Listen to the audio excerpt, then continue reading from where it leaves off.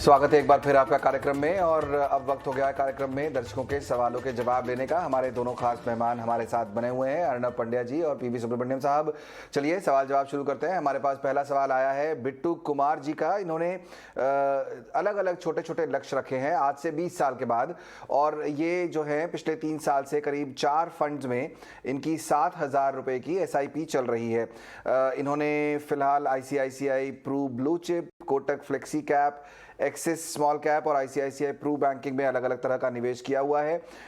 और ये जानना चाहते हैं कि किस तरह का रिटर्न इन्हें अगले कुछ सालों में मिल सकता है। इनका जो टारगेट है इन्होंने एग्जैक्टली नहीं दिया है, लेकिन ये इनका फिलहाल निवेश है। अर्नब, मैं आपसे जानना चाहूँगा 20 साल के बाद किस तरह के रिटर्न्स की उम्मीद की जानी चाहिए। इन्होंने जो पोर्टफोलियो अपना भेजा है हमारे सामने, मैंने आपको जो फंड्स के नाम बताए, 4 फंड्स हैं, उसमें करीब 7,000 रुपये की SIP जा रही है। क्या आपको लगता है कि एक डिसेंट रिटर्न की उम्मीद की जानी चाहिए? अगर हम देखें तो जब आप एक इक्विटी पोर्टफोलियो बनाते हैं तो वो लॉन्ग टर्म के लिए ही होता है। तो एक्सपेक्टेशन ये रहती है कि इक्विटी जो डेट ऑप्शन है उससे थोड़ा ज्यादा देंगे, क्योंकि over a historical time period equities ने अच्छा रिटर्न दिया हुआ है। पर इसके साथ भी मेरा ये भी मानना है कि आपको बहुत एग्रेसिवली एक्सपेक्टेशन नहीं बनानी चाहिए, क्योंकि बीच में कई कई साल आएंगे जब आपको अच्छा रिटर्न दिखेगा, लेकिन over a longer period of time आपको रिटर्न एक एवरेज लेवल पे आते हुए दिखेगा। तो जब आप प्लानिंग कर रहे हो तो थोड़ा कंजर्वेटिव होना अच्छा है। तो मेरे हिसाब से आपको एक अराउंड 12% का रेट ऑफ रिटर्न का एक्सपेक्टेशन रखना चाहिए, और ओवर अ लॉन्गर टर्म ये एक्सपेक्टेशन रखना चाहिए, क्योंकि इंडिविजुअली ईयर वाइज हर साल 12% या कोई भी फिगर देगा ऐसा नहीं है। ये बहुत ऊपर नीचे होता रहेगा, पर ओवर एन एवरेज इस लेवल पर आना चाहिए। तो अगर उस लेवल को देखें तो over a 20 year time period इनका जो इन्वेस्टमेंट है वो अप्रोक्सीमेटली 70 लाख का कॉर्पस देगा। लेकिन 20 साल बाद इन्फ्लेशन को ध्यान में रखते हुए ये अमाउंट कितना वैलिड होगा in terms of meeting the goals, ये भी उनको एक बार ध्यान में रखना चाहिए। तो इसीलिए जब आप लॉन्ग टर्म प्लानिंग करते हो तो उसे उसमें इन्फ्लेशन जोड़ दीजिए, ताकि आपका गोल जो है वो स्पेसिफिक हो और उसके मुताबिक फिर आप निवेश कर सके।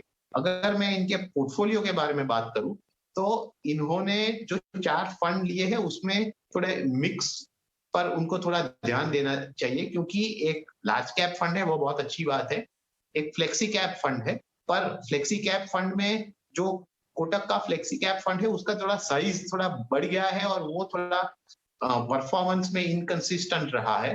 तो मेरा मानना ये है कि ये फंड ये बदल के एक UTI फ्लेक्सी कैप की तरफ जा सकते हैं।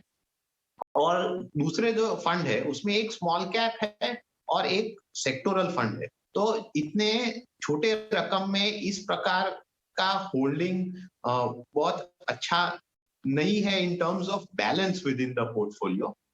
इसीलिए मेरा मानना है कि इनको जो बैंकिंग फंड है, जो यानी कि जो सेक्टर फंड है, उसमें से निकलकर वो एक मिड कैप फंड की तरफ आ सकते हैं, क्योंकि उसमें मिड कैप फंड थोड़ा एग्रेसिव रहता है लेकिन उनके लॉन्ग टर्म गोल्स के लिए अच्छा रहेगा। तो उसमें बैंकिंग फंड से मूव करके कोटक इमर्जिंग इक्विटीज जैसे मिड कैप फंड की तरफ वो मुड़ सकते हैं, और आगे जाते हुए उनको अमाउंट बढ़ानी ही पड़ेगी, क्योंकि ये रकम जो है वो काफी छोटी है। तो ये ही एग्जिस्टिंग जो फंड्स है उसमें वो बढ़ाते हैं। ओके, तो रकम थोड़ी बढ़ानी होगी, क्योंकि जाहिर तौर पर इन्फ्लेशन धीरे धीरे बढ़ता जा रहा है। और हमेशा इन्वेस्टमेंट में ये ध्यान रखना होता है कि आप जो प्लान कर रहे हैं, आपके जो भी गोल्स हों, उस गोल में इन्फ्लेशन को आपने ज़रूर कंसिडर किया हो। क्योंकि जो चीज़ आज हो सकता है आप सोचें कि मुझे आज से 10 साल के बाद या 20 साल के बाद मुझे 50 लाख रुपए की ज़रूरत है, तो वो चीज़ 50 लाख की अगर आज मिल रही है तो 20 साल के बाद वो 50 लाख की नहीं रहेगी, उसकी कीमत बढ़ जाएगी, क्योंकि उसमें इन्फ्लेशन ऐड हो जाएगा।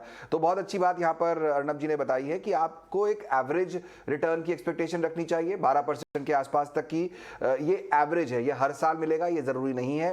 और जो आप इस समय इन्वेस्टमेंट कर रहे हैं बिट्टू जी, करीब 20 साल के लिए आपने जो पोर्टफोलियो बनाया है, 70 लाख तक का सेविंग्स आपका हो सकता है।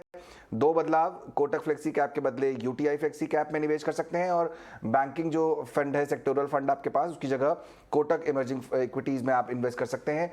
ये ब्रॉडली आपके लिए सलाह होगी। चलिए हमारे अगले दर्शक को जोड़ लेते हैं अब यहाँ पर शो में। तुषार अरोरा जी हमारे साथ जुड़े हुए हैं। तुषार नमस्कार। नमस्कार सर। कैसे हैं आप? मैं बढ़िया, आप सुनाएं, आप कैसे हैं? बिल्कुल बढ़िया। बताइए क्या सवाल है आपका? जी एक्चुअली मेरी उम्र 29 इयर्स है और मेरे आगे बहुत सारे प्लान्स हैं, मैरिज के, गाड़ी के, घर के। तो फिलहाल मेरे पास 3 फंड्स हैं। HDFC mid cap opportunities fund, जिसमें मैं 2000 पर मंथ की SIP कर रहा हूँ जी 2016 से। ये और मैंने अभी रिसेंटली लास्ट ईयर मैंने UTI निफ्टी इंडेक्स फंड और ICICI प्रूडेंशियल नैस्डैक 100 में लमसम इन्वेस्टमेंट करी है। इसके अलावा मेरे पास FD और स्टॉक का पोर्टफोलियो और EPF और PPF में इन्वेस्टमेंट है और साथ में RD मेरी चल रही है। रफली कितना इन्वेस्टमेंट हो रहा होगा इस सब में, PPF में, RD? मेरा कुछ मतलब टोटल इन्वेस्टमेंट बताओ? हाँ टोटल इन्वेस्टमेंट बताइए फिलहाल। टोटल अभी मेरा 13 लाख का इन्वेस्टमेंट है सर। ओके, और इसमें आप कुछ SIP जो आपने बताया, जैसे आपका एक 2000 की SIP आपकी चल रही है HDFC में, हाँ जी, उसके अलावा कोई और है जो आप मंथली रेगुलरली इन्वेस्ट कर रहे हो? RD में इन्वेस्ट कर रहा हूँ और मेरे पास एक मैक्स पॉलिसी है जो मैं मंथली जाती है, जो आगे मेरे को 10 इयर्स के बाद रिटर्न देगी। ओके, बाकी आपने लमसम इन्वेस्ट किया हुआ है फिलहाल? यस, ठीक है। तो RD हो गया जी। एक इम्पॉर्टेंट सवाल जो हम हमेशा पूछते हैं वो ये कि आपका टाइम होराइजन कितना है, कितने लंबे समय तक के लिए आप इन्वेस्टमेंट प्लान कर रहे हैं? आप फिलहाल यंग हैं, तो आपका क्या प्लान है? सर फिलहाल मेरा ये प्लान है कि मैं अपने जैसे गाड़ी के, मैरिज के एक्सपेंसेस होते हैं वो मैं मीट कर पाऊँ जी, घर के एक्सपेंसेस मीट कर पाऊँ। तो आपने क्या कोई समय सीमा रखी है कि आपको आज से 3 साल के बाद गाड़ी लेनी है, आपके पास को 5 साल के बाद शादी करनी है? जी तकरीबन 1 साल के बाद तो शादी करनी है जी, और उसके मतलब फिर साथ 3 साल बाद गाड़ी भी खरीदनी है जी। चलिए ठीक है, 1 साल के बाद शादी भी करनी है और 3 साल के बाद गाड़ी भी लेनी है। बिल्कुल। चलिए यहाँ पर सुब्रमण्यम जी से पता कर लेते हैं कि जो आपका पोर्टफोलियो है और आपकी इन्वेस्टिंग स्ट्रैटेजी है वो कितनी हेल्पफुल होगी। सुब्रमण्यम सर, यहाँ पर रेगुलर SIP तो छोटी दिखाई दे रही है 2000 रुपए की, लेकिन लमसम कुछ पैसा जरूर इन्वेस्ट किया हुआ है तुषार ने। आपको क्या आप रिकमेंडेशन देंगे फिलहाल इनके पोर्टफोलियो को देखकर? देखिए ये इनका जो लमसम है ये सब शायद उनके शादी में या तो गाड़ी में खर्च हो जाएगा। ये बहुत बड़ा अमाउंट नहीं है। शादी का खर्च कितना है उन्होंने वो नहीं बताया है, तो मेरे ख्याल से वो सब तो चला जाएगा। बाकी उनके जो लक्ष्य हैं वो काफी लंबे लक्ष्य हैं, तो मेरे ख्याल से सिर्फ उनके रिटायरमेंट के लिए उनको महीने का 70-80 हजार रुपए का उनको SIP की जरूरत है। जो उन्होंने फिगर्स बताए हैं उसके हिसाब से काफी हाई लगता है, तो उनको अपने गोल्स को थोड़ा स्लो डाउन करना पड़ेगा और बाकी के खर्चे भी काफी हाई बता रहे हैं। तो मेरे ख्याल से इतना SIP का अमाउंट बहुत छोटा है, तो गैप जो है ना वो बहुत बहुत ज्यादा है। इट इज नॉट समथिंग जो बहुत छोटा, मतलब 8,000 रुपए का SIP नहीं, उनको 80,000 रुपए की SIP की जरूरत पड़ेगी अगर रिटायरमेंट के लिए उनको अगर 20 करोड़ रुपए चाहिए तो। So I think there is lot of conflict. और एक और चीज एटलीस्ट क्लियरली ये दिख रहा है कि जो भी गोल 5 साल से कम का हो उसके लिए वो पैसा इक्विटी मार्केट में न रखें, वही अच्छा है। तो सौमित्र, अभी क्या हुआ है, फिलहाल हम एक तेजी की दौर से गुजर रहे हैं। Market is not too bad, तो लोगों को ये लग रहा है कि भाई मार्केट जो है वो PPF प्लस 2% या PPF प्लस 4% देगा। ऐसी बात नहीं है, मार्केट नीचे भी आ सकता है और मार्केट कुछ नहीं रिटर्न दे, ये भी हो सकता है। So yes, you be prepared for that. So first of all जो भी उनका गोल्स 5 साल 7 साल के ऊपर है उसी के लिए वो इक्विटी में रहे। जो फिलहाल मुझे सिर्फ उनका रिटायरमेंट दिखता है बिकॉज इज ओनली 29 और एक 30 साल है उनको, उसमें उनका जो रिटायरमेंट का फिगर है उसमें उनको 80,000 रुपए का SIP चाहिए। मुझे तो समझ में नहीं आ रहा है होल कॉन्फ्लिक्ट के शादी का खर्चा, गाड़ी का खर्चा और बाकी लाइफस्टाइल, उन्होंने कहा बाकी बच्चे होंगे, लाइफस्टाइल होंगे, तो ये बहुत मिसमैच है। तो उनको मिसमैच है वो समझ के स्लोली मेरे ख्याल से एडवाइजर के पास जाकर के प्लान करना बेहतर होगा। खुद करेंगे तो नुकसान होने की बहुत बहुत हाई उम्मीद है। प्रॉब्लम ये है कि अगर मार्केट अगर एक साल अच्छा चल गया, 20% रिटर्न मिल गया, तो लोग ये मान लेंगे कि अच्छा हर साल 20% मिलेगा। ये नहीं मिलेगा, 10-11% के आसपास आप उम्मीद रखिए। और ये बहुत आपको आश्चर्य होगा अगर 4-5 साल बाद अगर इंटरेस्ट रेट इंडिया में 2%, 3%, तो आपको शायद इक्विटी में 4% रिटर्न मिलेगा। तब आप ये वीडियो प्ले करोगे तो आप हंसोगे, अरे यार ये आदमी तो 10-11% का बोल रहा था। तो जब आप कोई भी पुरानी वीडियो देखते हो, जब तो आपको 17-18% ब्याज मिल रहा था, या 20% पे आप घर खरीदने के लिए 18% आप ब्याज पैसा ले रहे थे, अभी तो आप सोच के आपको हंसी आएगी, क्योंकि अभी तो 6% रेट चल रहा है। तो ये जो रेट एक्सपेक्टेशन है वो जरा काबू में रखें, और इनका जो पूरा प्लान है कोई प्लानर के साथ बैठ के करें। और फिलहाल काफी कंफ्यूजन दिखता है उनके पोर्टफोलियो में। तुषार जी, तो आपके लिए जो एक लाइन की सलाह है वो ये है कि आपको किसी फाइनेंशियल प्लानर से मिलने की ज़रूरत है। दूसरा जो एडवाइस आपके लिए है वो ये है कि आपके जो रिटर्न एक्सपेक्टेशन है वो आपको समझने होंगे, क्योंकि अगर आपके रिटर्न एक्सपेक्टेशन जो है वो साल और 5 साल जो आपने रखा है शादी और गाड़ी के लिए समय, तो आपको ये तो क्लियर है कि इक्विटीज़ में पैसा नहीं लगाना है, क्योंकि इतने शॉर्ट टर्म में इक्विटीज़ में पैसा उतना अच्छा न बनेगा, इसकी कोई गारंटी नहीं है। जबकि आप अगले साल शादी तो करेंगे ही और शायद 3 साल के बाद गाड़ी तो लेंगे ही, उसकी गारंटी जरूर दिखाई देती है। तो इस समय सबसे बड़ी जरूरत जो है वो ये है कि आपको मिलना चाहिए किसी फाइनेंशियल प्लानर से। उसके बाद आप अपना जो टोटल इन्वेस्टमेंट हो रहा है उसको स्ट्रीमलाइन कर पाएंगे, और तब आप शायद अच्छे तरीके से पहुंच पाएंगे अपने फाइनेंशियल गोल की तरफ। चलिए आगे बढ़ते हैं और हमारे दूसरे मेहमान को शामिल करते हैं। हमारे आज का एक और सवाल हमारे पास आया है, अरुण कुमार दीक्षित जी हमारे साथ हैं। अरुण जी नमस्कार। नमस्ते सर। कहाँ से बोल रहे हैं आप? सर मैं चेन्नई से बोल रहा हूँ। सॉरी? चेन्नई से फोन किया। चेन्नई से बोल रहे हैं, अच्छा अरुण जी बताइए क्या सवाल है आपका? मैं टोटली फ्रेशर हूँ। जो म्यूचुअल फंड इन्वेस्टमेंट जो है इन सब चीजों के बारे में पूरी जानकारी तो नहीं है, लेकिन जो आप लोगों के चैनल के माध्यम से जो जानकारी मिलती है उसके थ्रू मैं जानना चाहता हूँ कि जैसे फ्रेशर जैसे इन्वेस्टर मेरे तरह, क्योंकि मेरा जो अभी इन्वेस्टमेंट देखेंगे तो ईपीएफ और पीपीएफ यही तो है, और एलआईसी मेरा एक लिया हुआ है। एलआईसी मेरा 10,000 का है ईयरली प्रीमियम, और पीपीएफ में 1.5 लाख का पूरा अपना देता हूँ, और ईपीएफ 40,000 ईयरली जो मेरा सैलरी से जो डिडक्ट होता है। ओके, तो उसके अलावा फिलहाल आप कोई इन्वेस्टमेंट नहीं कर रहे हैं? कोई इन्वेस्टमेंट नहीं कर रहा हूँ मैं। ओके, आपकी उम्र क्या है Arun ji? 44 years sir. 44, okay. तो और किस तरह के गोल्स आपने दिमाग में रखे हुए हैं? सेविंग्स और इन्वेस्टमेंट जो आप करना चाह रहे हैं वो किस तरह के गोल्स के लिए आप कर रहे हैं?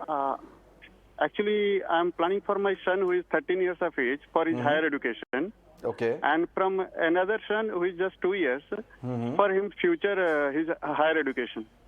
Okay. तो बच्चों की पढ़ाई के लिए आप जो है वो प्लानिंग कर रहे हैं। ठीक है, चलिए हमारे साथ अर्नब मौजूद हैं, उनसे पूछ लेते हैं। अर्नब, यहाँ पर फ्रेशर हैं, जैसा कि अरुण जी खुद क्लेम कर रहे हैं कि अभी तक प्रॉपरली इन्वेस्टमेंट शुरुआत नहीं की है कभी। पीपीएफ और ईपीएफ जो रेगुलरली सैलरी में से कटता है या जो कर रहे हैं वो है इन्वेस्टमेंट, और एलआईसी है उनके पास। बच्चों की पढ़ाई, एक 13 साल का बेटा, एक 2 साल का बेटा, उनकी हायर एजुकेशन के लिए प्लानिंग कर रहे हैं। क्या एडवाइस देना चाहेंगे आप?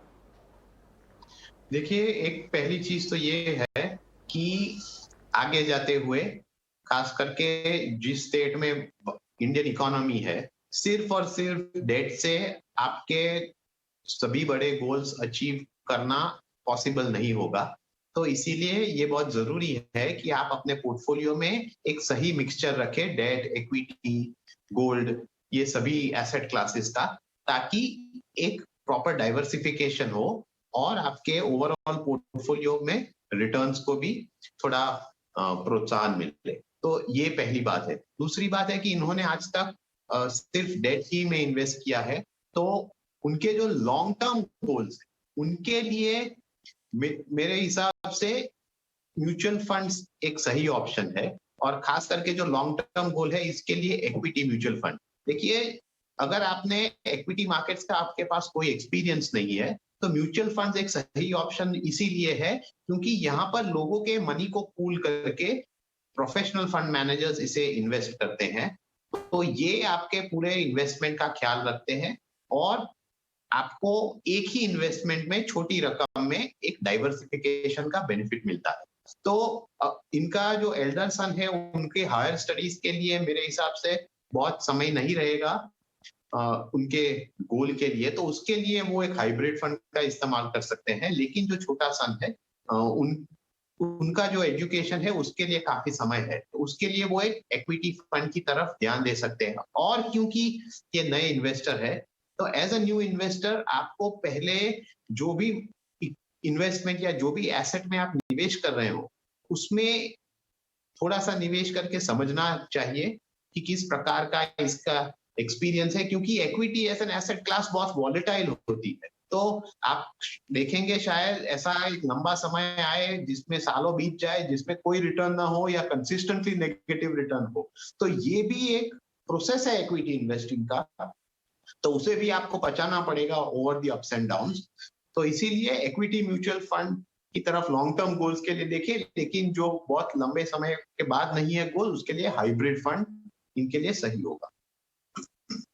इक्विटी जाहिर तौर पर on an average long term में बेटर रिटर्न देता है, इसलिए जो लंबे समय के लिए आप इन्वेस्टमेंट कर रहे हैं अरुण जी, वहां पर आप ज़रूर इक्विटी फंड्स की तरफ जा सकते हैं। लेकिन जो बहुत लंबा समय नहीं है, जहां पर थोड़े शॉर्ट टर्म गोल्स हैं, उनके लिए हाइब्रिड की तरफ जा सकते हैं। और चूंकि आप इन्वेस्टमेंट की तरफ पहली बार कदम उठा रहे हैं, तो जैसा अर्णव ने भी बताया और कोई भी फाइनेंशियल प्लानर आपको यही बताएगा कि आपको म्यूचुअल फंड के जरिए ही शुरुआत करनी चाहिए। वो सबसे अच्छा तरीका है, सबसे सेफ और सबसे अच्छे रिटर्न मिलने की उम्मीद वहां से की जा सकती है।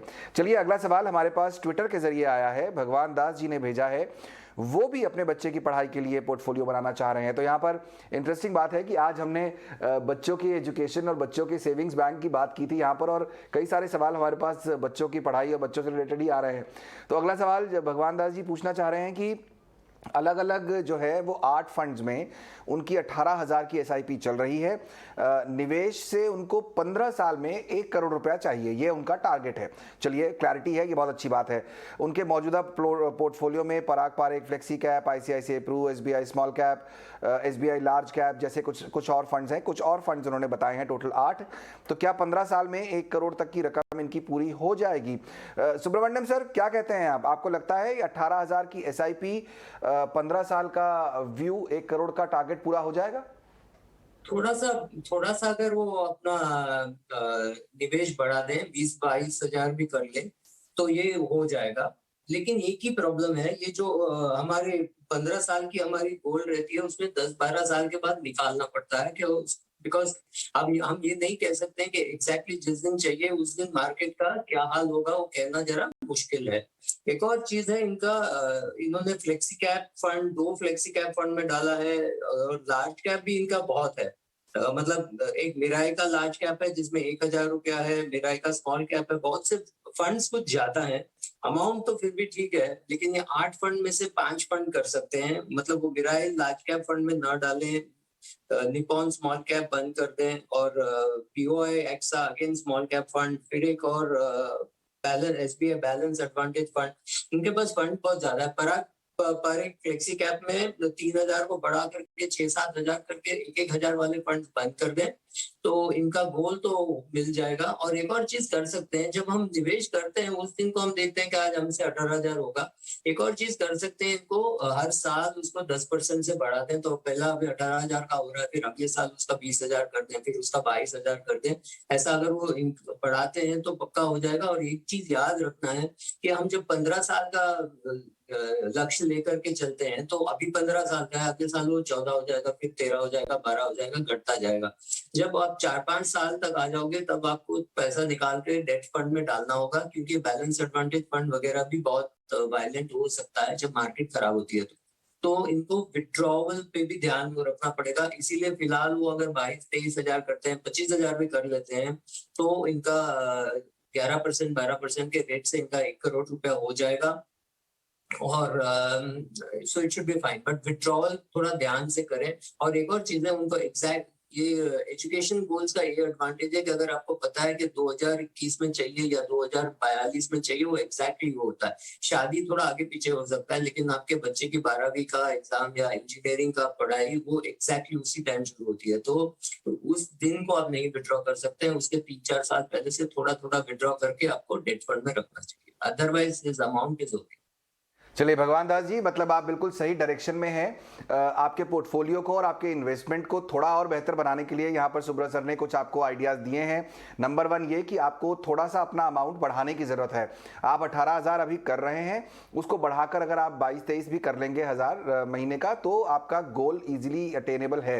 अगर आपको लगता है कि हाँ अभी मैं 18 के ऊपर नहीं कर सकता, तो जो रूल ऑफ 10% चलता है म्यूचुअल फंड में या इन्वेस्टमेंट में, वो आप अपनाइए। आज आप 18 कर रहे हैं, अगले साल उसका 10% ज्यादा कीजिए, उसके अगले साल उसका 10% ज्यादा कीजिए, तो आप अपने आप 2-3 साल के बाद उस लेवल पर पहुंच जाएंगे। तो आपका डायरेक्शन बिल्कुल सही है। पोर्टफोलियो जो है आपका, उसमें जिस तरह के बदलाव यहाँ पर सुब्रत सर ने सजेस्ट किए हैं, बहुत ज्यादा फंड्स हैं उन्हें कम कर लीजिए। 8 फंड्स हैं आपके पास, उन्हें आप 5 कर लीजिए। 2-3 फंड जो उन्होंने बताए हैं कि आप हटा सकते हैं, मिराय एसेट हुआ, निपॉन इंडिया स्मॉल कैप हुआ, ये 1-2 फंड्स हैं जिनको आप हटा के थोड़ा सा पोर्टफोलियो को रीजिक करेंगे, तो आपका जो 1 करोड़ का टारगेट है वो अचीव होता हुआ दिख रहा है। चलिए, हमारी तरफ से पूरी शुभकामनाएं, ऑल द बेस्ट कि आपका जो टारगेट है वो अचीव हो जाए। शो में भी वक्त हो गया है हमारे मेहमानों से ये जानने का कि वो आज दर्शकों के लिए क्या खास लाए हैं। जानेंगे हमारे मेहमानों से आज का गुरु मंत्र।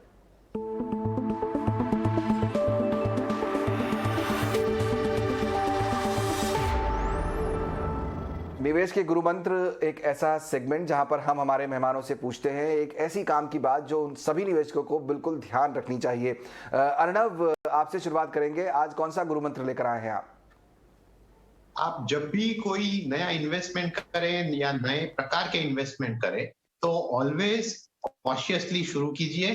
धीरे धीरे करके आप उसमें शुरुआत कीजिए। समझिए कि किस प्रकार का इस इन्वेस्टमेंट का बिहेवियर है, क्या होता है, इसे किस प्रकार इसका ग्रोथ होता है या किस प्रकार बढ़ता है, कौन से फैक्टर्स इफेक्ट करते हैं, और फिर जाके उसमें धीरे धीरे करके निवेश बढ़ाते जाइए। इस प्रकार के एक्सपीरियंस से आपको समझाइश भी आ जाएगी और आप कंफर्टेबल रहेंगे टू फेस डाउनटर्न्स और जो टफ टाइम्स है। इसीलिए, क्योंकि कई बार लोग क्या करते हैं कि निवेश की शुरुआत में ही बहुत एक्साइटेड हो जाते हैं और बहुत बड़ी रकम डाल देते हैं, लेकिन जब सेटबैक्स आते हैं और हर निवेश में टफ टाइम्स आएंगे ही, तब वो घबरा जाते हैं और गलत डिसीजन ले लेते हैं। इसीलिए शुरुआत छोटी रकम से कीजिए, समझिए, और फिर आगे जाते हुए रकम बढ़ाकर अपने गोल की तरफ आगे बढ़िए।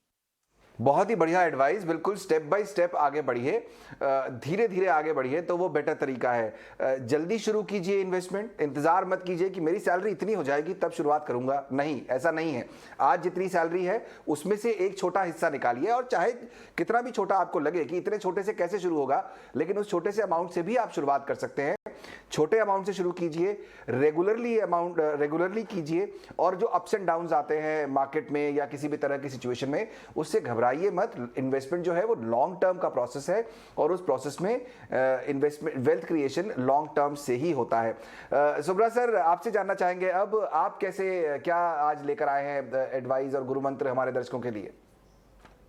देखिए, ये कहना काफी आसान है, बट सेल्फ कंट्रोल, मतलब आप ये देखिए कि आपको अपने आप पे कितना काबू है। आप, जैसे आपने कहा कि आप थोड़ा सा भी निवेश कीजिए, लेकिन वो निवेश एकदम रेगुलर होना चाहिए। हर महीने आपने डिसाइड किया कि आपको 2,000 रुपया बचाना है, 5,000 रुपया बचाना है या 50,000 रुपया बचाना है, क्या अमाउंट है वो फर्क नहीं पड़ता है, लेकिन वो आपको करना ही है। मतलब आपको ये करना है कि आपका जो इनकम आता है, मान लीजिए पगार आता है, तो पगार आते ही वो पैसा कट जाना चाहिए और वो पैसा निवेश के लिए जाना चाहिए। क्योंकि हमको हमेशा बहुत एक्सक्यूज मिलता है, बहन की शादी है, माता पिता ही गाँव से आए हैं, अब ये महीना खर्चा है, कोई बीमार पड़ गया, दोस्त को पैसे दे, ये सब आपको पता होना चाहिए कि ये सब आपके अड़चने हैं। आपको ये नहीं होना चाहिए। मतलब सेल्फ कंट्रोल होना चाहिए, पेशेंस होना चाहिए। पैसा बूंद बूंद से सागर बनती है, तो आप एक बूंद को इग्नोर करोगे तो सागर नहीं बनेगा। सागर बनना है तो बूंद बूंद से ही बनेगा, और बूंद बूंद से सागर बनाने के लिए सबसे ज्यादा जरूरी है पेशेंस। आपको ध्यान रखना है कि जो पैसा बनता है, अभी आप देखेंगे बिरला जी के पास इतना पैसा है, कुमार मंगलम बिरला जी, इतना पैसा क्यों है? वो 168 साल की कंपाउंडिंग है, 1-2 साल की नहीं है, 168 साल, आप समझिए ऑलमोस्ट 170 इयर्स की कंपाउंडिंग है। जितना लंबी अवधि के लिए आप पैसा वहां रखते हो उतना वो ज्यादा कमाता है। और फिर वो डिसिप्लिन चाहिए कि मैं उसको हाथ नहीं लगाऊं। आपने आम का पेड़ लगा दिया, आपको बहुत अच्छा लगा, पेड़ तो नहीं काटते हो ना, आम काटते हो, आम उसमें से निकालते हो, राइट? तो आम निकाल सीखिए, पेड़ मत काटिए। आपको हमेशा कोई आपके बोलेगा सब पेड़ काट दो, अब ये होने वाला है, वो होने वाला है, मोदी जी जाने वाले हैं, नया कोई गवर्नमेंट आने वाला है, आपको डराने वाले बहुत मिलेंगे। आपको बस जैसे घोड़े को लगाते हैं वैसे देकर के एक ही जगह पे आपको देखना है कि भाई मुझे 20-25 साल के लिए इसको हाथ नहीं लगाना है। और जो ग्रिट है, तो हम कहते हैं जो मतलब जो शक्ति आराम से बैठने की जब तकलीफ में हो, वो बहुत जरूरी है। ये चारों चीज अगर आपके पास रहेगा तो कोई आपको नहीं रोक सकता आप धनी होने से। बिल्कुल बिल्कुल, बहुत अच्छी आपने बात कही। यहाँ पर फोकस बूंद बूंद से सागर भरता है, ये लाइन मुझे सबसे अच्छी लगी सुब्रा सर आपकी। और यही बात सबसे इंपॉर्टेंट है इन्वेस्टिंग की। छोटा छोटा इन्वेस्टमेंट शुरू कीजिए, समय से शुरू कीजिए, लेकिन पेशेंस रखिए। जो कंपाउंडिंग है उसी से वेल्थ क्रिएशन होगा। चलिए, हमारे शो को समेटने का वक्त हुआ। बहुत बहुत शुक्रिया सुब्रा सर और अर्नव जी आज समय निकालकर हमारे साथ शो में शामिल होने के लिए। हम लोग यहाँ लेंगे छोटा सा ब्रेक, लेकिन आप कहीं मत जाइए क्योंकि ET Now स्वदेश पर खबरों का सिलसिला लगातार जारी